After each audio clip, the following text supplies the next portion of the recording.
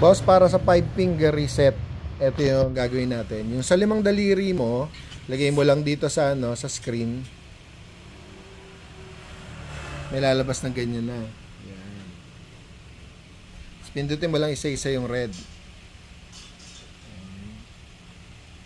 2, 3. Lalabas na ganito.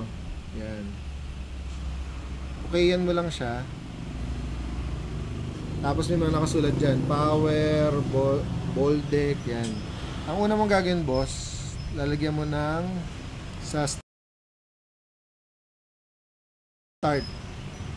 Tapos yung power,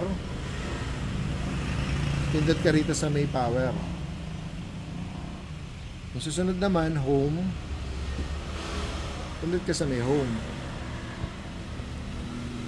Tapos, yung back, pindot ka sa may back.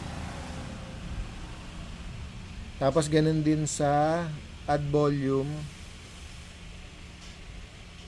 Add volume.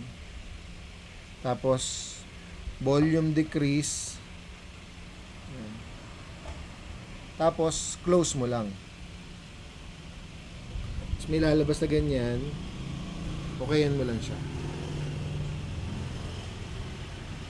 Tapos back ka na. Dito pala sa taas. Yan, ngayon gumagana na siya lahat. Volume up, volume down, back. Yan, back. Tapos home, mute. Yan, mute. Tsaka yung sleep.